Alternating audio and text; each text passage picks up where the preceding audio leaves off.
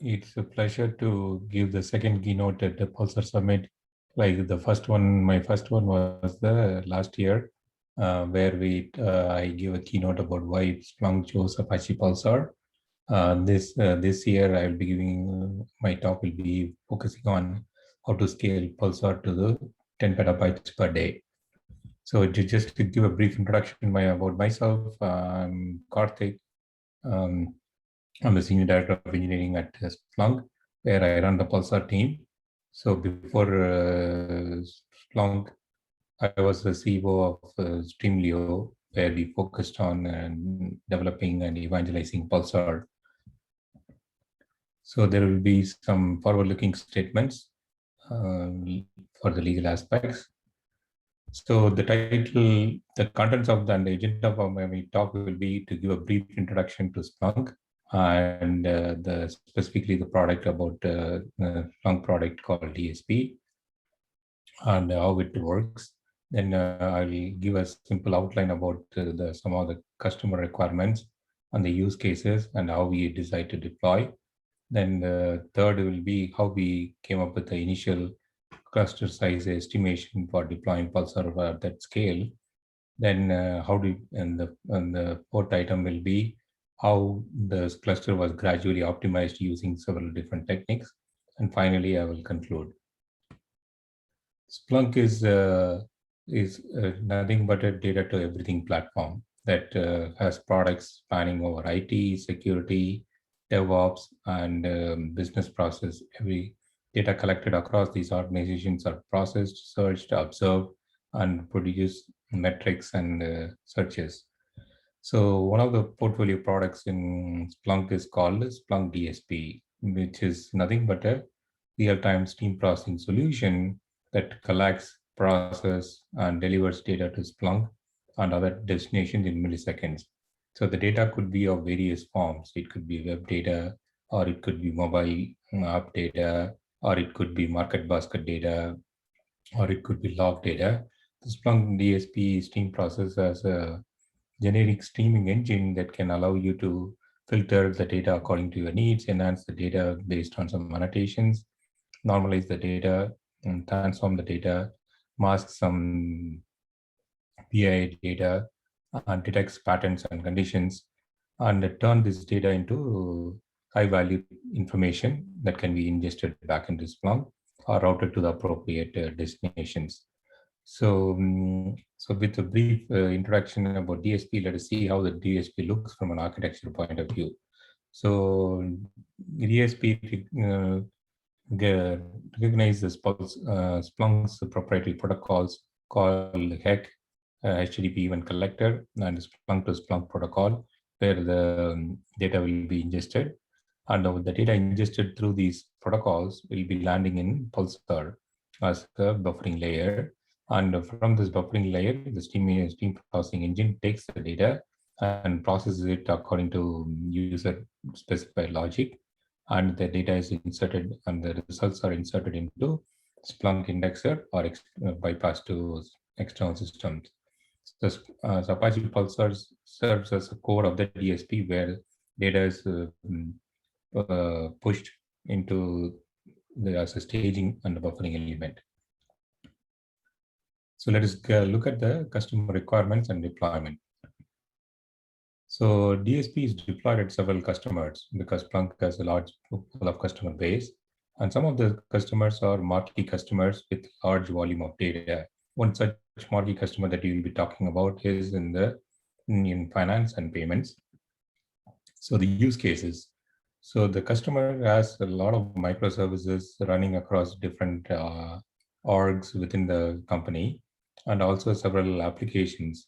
These microservices and applications emit logs, and logs contain rich information and process these logs and extract monitoring and tracing information and filter these logs depending upon the log volume.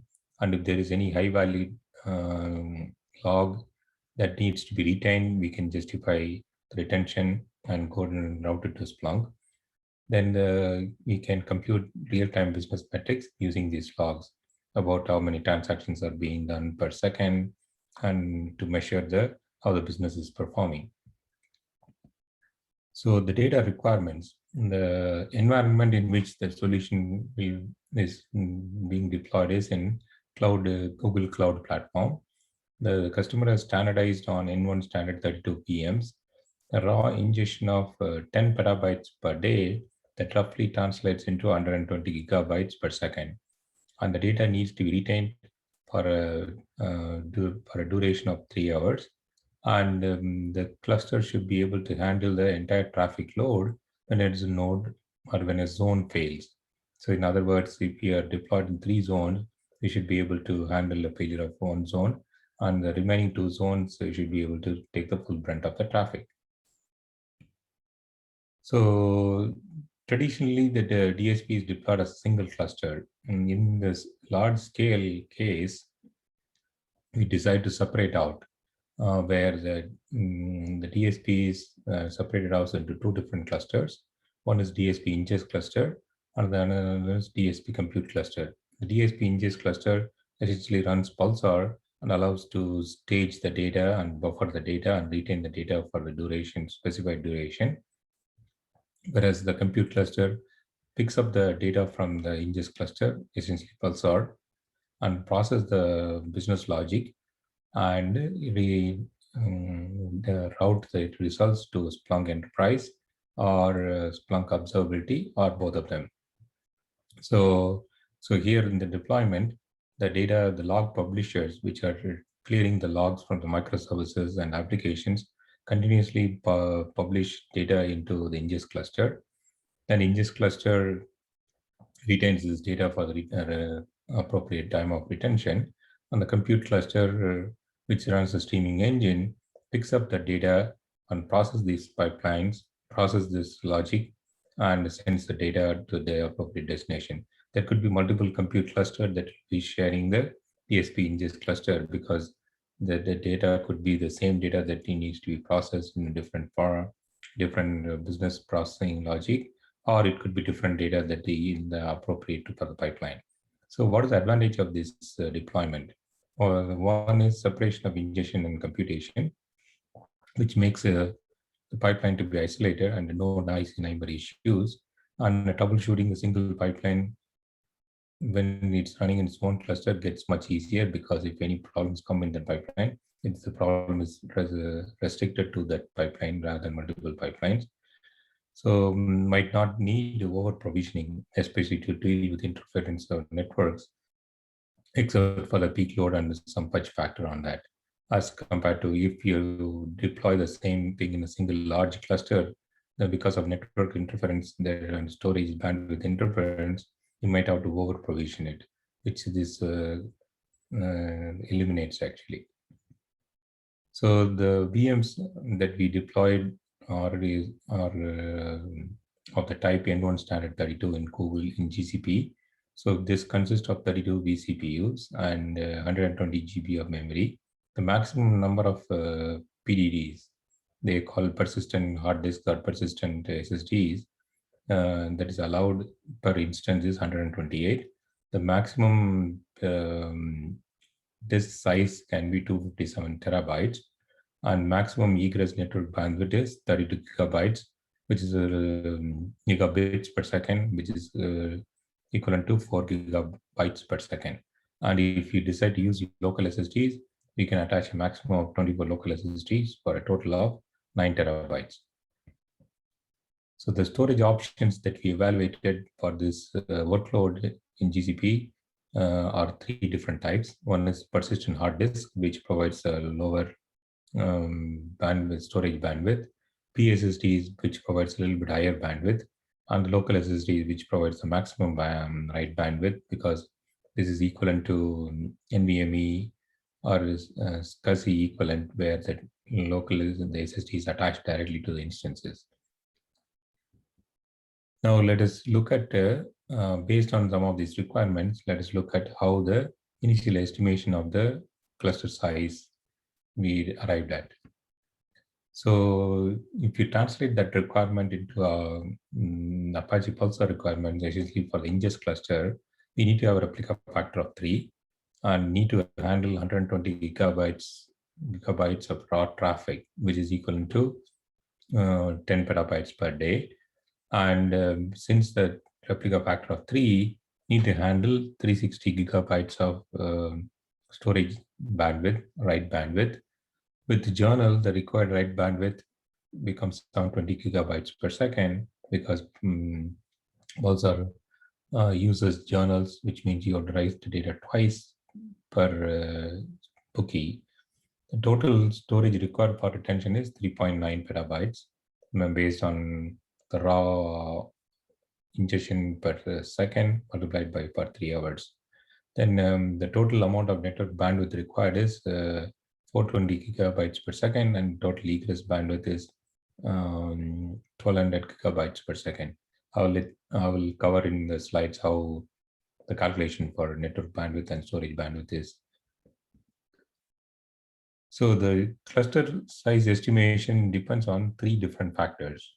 One is storage density, that depends on the aggregate storage capacity needed in the cluster, and that is proportional to the retention of data. And the second parameter is storage bandwidth, how much aggregate write throughput and read throughput needed for data ingestion and the consumption. This heavily depends on the storage media. Then the third one is network bandwidth, and the aggregate network bandwidth available in the cluster for the input traffic, and the fan out factor that will for consumers that determine the output traffic. So depending upon these 3 different vectors, whichever vector induces the maximum number of nodes, that will be the dominating factor in terms of the cluster size estimation. In fact, we even have come up with a formula. So that is for the cluster size estimation, but that is for another talk. Now let us look at how they estimate the storage bandwidth. So as you all know, the producer produces data which hits the broker, and the broker in turn goes into bookies. The brokers actually replicate the data into bookies. Then the bookie in turn writes the data into journal and the ledgers. So essentially, if we have 1x data which is produced by the producers, then the broker sends 3x data to the bookies, and bookies send the 1x data as 2x, one to write it into the journal, another to write it into data. So totally, that means 6x the amount of data is needed for the storage bandwidth. Estimating network bandwidth. So producer produces the data which is ingressed into the broker, and data egressed 3 times into the bookies. Then that 3x ingress data comes into the bookies, which is ingress. Then 2x of the data becomes egress, that goes into journal and the ledgers. The reason why the data has to go from bookies over the network to journal and data is because for storage media like PHDDs and PSSDs in Google, they have to go over the network. That's why you have to compute the network cost as well. So which means out of the total, the broker contributes 1x ingress and 4x egress, and each bookie contributes 1x ingress and 2x egress. So for the total, from a total data point of view, there will be 4x ingress and 10x egress data. So now let us look at estimating the VMs using PHDDs. So using the storage bandwidth that is required, and we did some performance experiments, and we were able to get a maximum of 200 megabytes per second write throughput per VM on the PHDDs. And in order to calculate the storage density, we assumed a maximum of 9 terabytes per instance, just to keep it comparable to the local SSDs. And network bandwidth, as we calculated, it is maximum of 4 gigabytes per second, egress and ingress bandwidth. So based on that 3 vectors, the storage bandwidth vector indicates that it requires 3,686 VMs, whereas storage density wise, the number of nodes required is 444, and based on network bandwidth, the number of VMs required was 300. So which means when you estimate these VMs, the maximum is the VM is dominated by the storage bandwidth in PHDD. Similarly, in PSD, since the bandwidth of is much is twice amount of that what PHDD is, so we get half the VMs for the storage bandwidth, which is 1843, and whereas the storage density is still the same, and network is still the same. So which means again this PSSD is dominated by the storage bandwidth. Now let us look at the local SSDs, how to estimate network bandwidth there. So from here, from the perspective of the local SSDs, the only difference between PSSDs and SSDs, the data, when we return into the local SSDs, it does not go over the network. The rest of them being the same. So producer produces the data, and the data egresses from the broker 3 times into the bookies, and the bookies in turn write the data into the journal and the ledgers. So so it's a 4x ingress and 5x egress. So from that perspective, again, when we measured the experiments in local SSDs, we were getting 850 megabytes per second write throughput per VM. As you can see, the number of VMs is much lower compared to the other PSSDs and PHDDs and PSSDs, which is in this case is 868 VMs. But again, the storage density and the network bandwidth are much smaller. Now let us compare all the VMs based with journal across the 3 different storage medias. As you can see, the PHDD is the highest, which requires the 3,686 VMs as compared to PSSDs, and which is requires 1843 instances, whereas the local SSDs requires only 868 VMs. So from this comparison with respect to VMs with the journal, LSSD is the minimum number of nodes that you require. Now let us look at what are the optimizations that we can apply to reduce the number of VMs across the board. So first optimization one is eliminating journal. So Pulsar supports different type of durability, as we all know. One is persistent durability, no data loss in the presence of node failures or entire cluster failure. So with the requires journal and ledger, so which means you're writing twice the data per bookie. And the second aspect of it is, second type of durability is replicated durability. So which is no data loss in the presence of limited node failures. In other words, because the replication of data, even if one node fails, 2 copies will be available in other nodes, which will be able to serve that data. So that is what we meant by replicated durability. Then there is a transient durability, the data loss in the presence of failures, which is all entirely cached in broker. Since one of the observations in the customer is all the data consists of logs. Since all the data is in the form of logs, we don't need the strong durability like persistent durability, which is mainly used in banking sectors and compliance and financial related transactions. Whereas in this case, even though the customer is a finance customer, but it's mostly machine logs, so for which the replicated durability is acceptable. But the transient durability is not acceptable because we don't want to lose logs. So that's why the reason why we implemented the replicated durability. So replicated durability means we produces data, the broker receives the data, then broker replicates the data to bookies. The bookies are stores the data into the ledgers and returns acknowledgement. The data, the difference between persistent durability and replicated durability, that the journal is never involved. So in other words, when the broker gets to a bookie writes into the right cache and immediately acknowledges it, rather than waiting for the journal to sync. So because of the fact there is no journal in this case. So the advantage of replicated durability is we just write the data only once per bookie.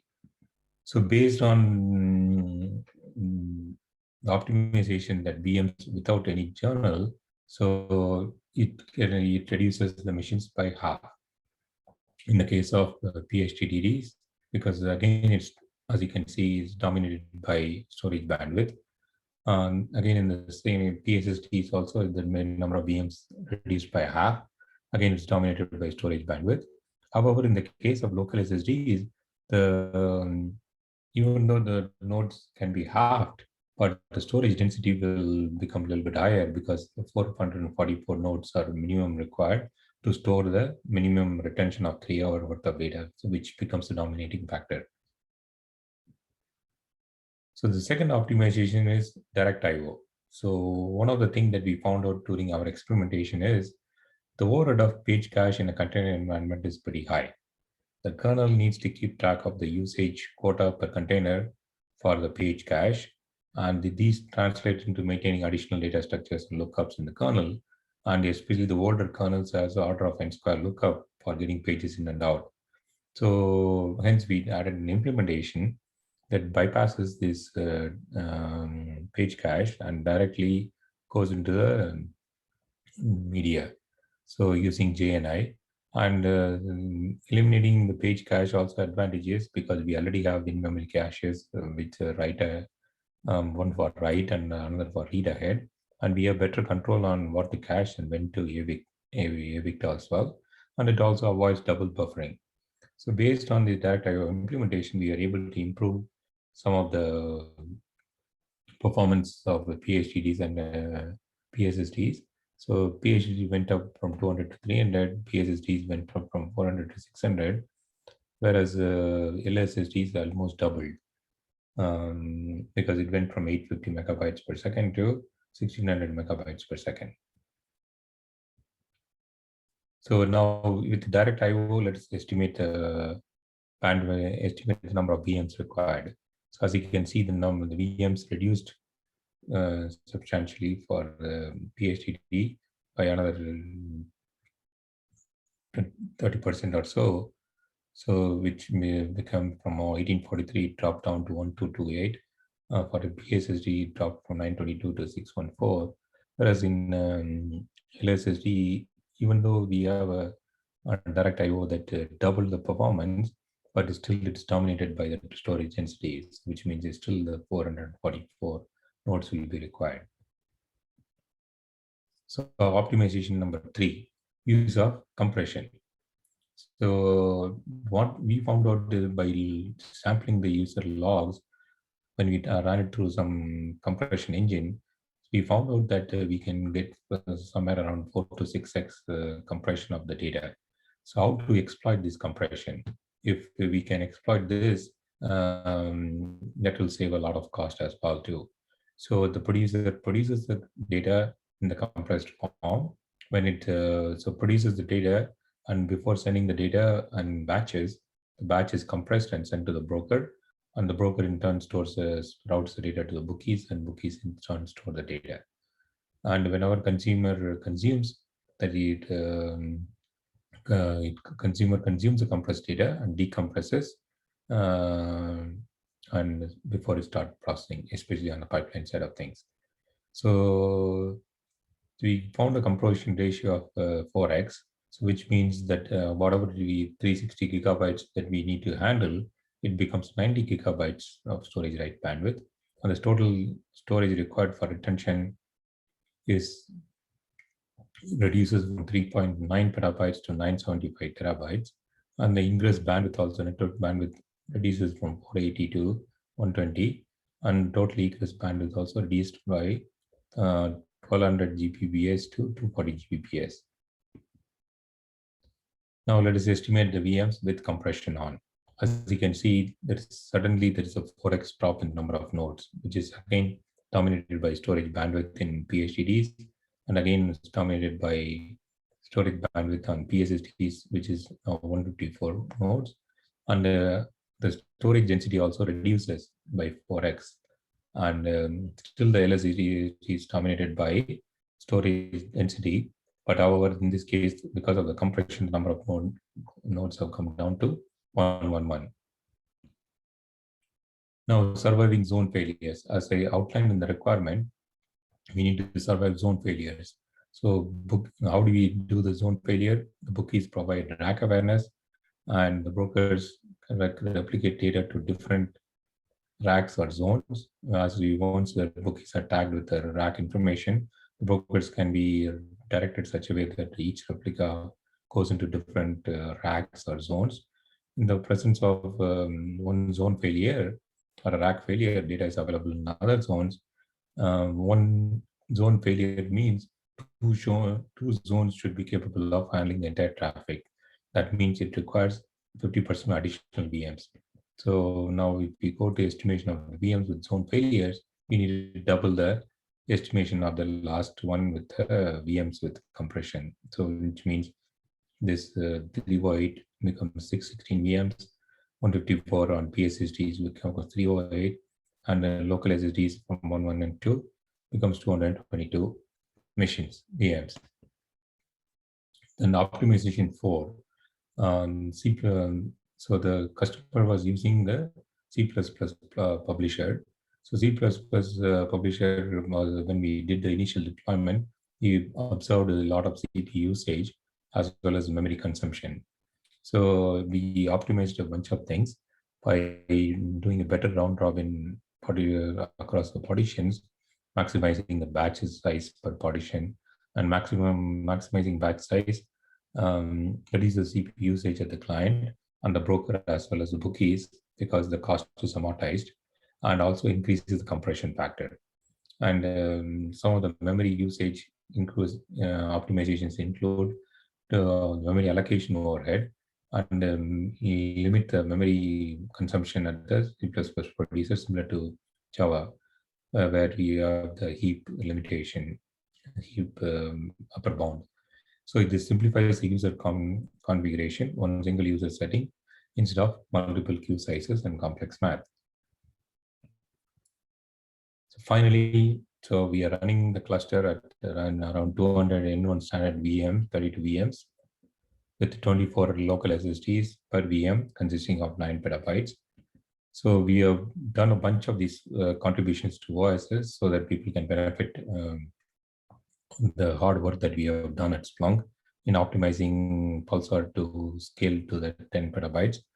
That includes some of all the optimization C++ client level. And we have further contributed some of the bypassing journal related mechanisms on bookies. So future work. So currently we have embarked on some additional operational capability with, especially in these large clusters.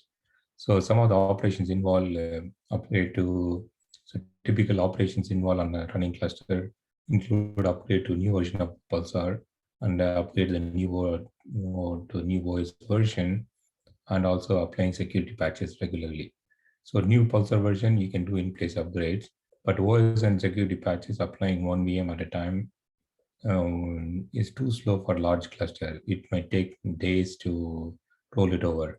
So instead, we are working on finding an alternative of bringing the cluster up quickly with a different set of nodes, and how to move the traffic from one node, one cluster to another cluster without without it losing any data, and without having to change any restarting the publisher without restarting the consumers. So that is in the work. That's for a future talk. Thank you. And it was a pleasure talking, giving the keynote and share the experiences of scaling Pulsar to 10 petabytes per day. If you have any question, feel free to reach out to me.